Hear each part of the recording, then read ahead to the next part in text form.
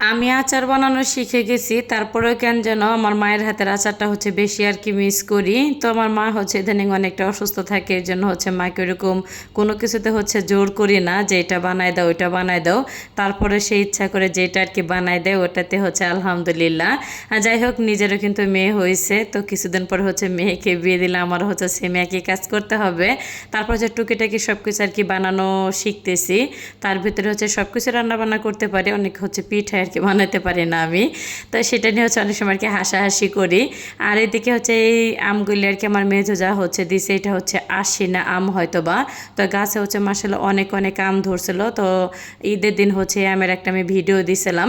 তো আমগুলি পেরে নিছে গাছে আমগুলি ফেটে ফেটে যাইতেছিল, তো পাকতেছিল না, এর জন্য আমগুলি পেরে ফেলছে। যাই হোক, তারপর সবাইকে দিছে।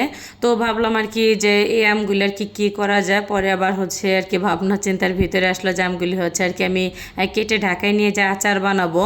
তো পরে কেটে তারপর ফ্রিজ রেখে দিছি। তো আমার ছোট জামাকে বলছিল যে ভাবি, তো আপনি আচারটা এইখান থেকে বানাই নিয়ে যান, কিন্তু টানাটানির ঝামেলার জন্য কেন যেন বানাইলাম না। পরে আবার মনে হইলো বানায় নিয়ে আসলে হয়তো বা ভালো হইতো। যাই হোক, তো যেদিন গ্রামের বাড়ি থেকে ঢাকায় আসা হয়েছে, তারপরের দিন আচারটা বানাইছি আমি।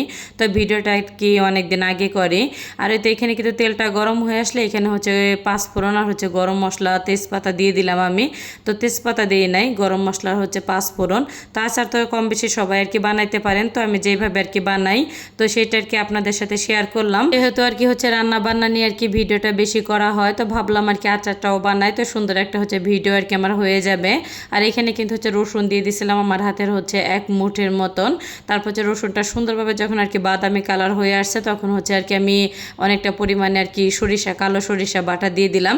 আর সরিষাটা কিন্তু অনেক সুন্দরভাবে ভেজে নিতে হবে, সুন্দর একটা ঘিরান বা কালার আসলে মশলা আমি দিয়ে দিব। তো ছোট সময় দেখতাম আমার ছোট কাকি আর আমার মাকে যে অনেক ধরনের আচার বানাইতো। অনেক ধরনের বলতে শুধু আমের আচারটা বেশি বানাইতো। তো আমেরই অনেক পদের কিন্তু আচার বানানো যায়।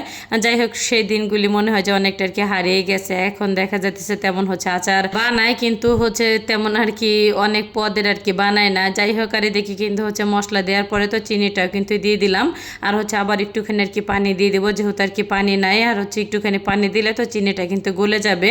আর এই আমের একটু আঁশ ছিল না, তো আমটা ঘোটা আচারের মতন হয়ে গেছে। তো আঁশ থাকলে দেখা যেতেছে আমের আচারটা আস্তে আস্তে থাকতো। আর সিজনের যেহেতু আম একদমই আমি বাড়ি যে পাই নাই, তো এমন অবস্থা বাড়িতে যাওয়া হয়েছে যে পুরা সিজনের আম শেষের দিকে ওই টাইমে বাড়িতে যাওয়া হয়েছে। কিন্তু পাকা অনেক আমে বাড়িতে যাওয়ার পরে খাওয়া হয়েছে, কিন্তু কাঁচা যে গাছের আম ওইটা খাওয়া হয় নাই। আর যাই হোক, তো রিজিকে আল্লাহ যেটা রাখছে ওইটা খাইছি আলহামদুলিল্লাহ।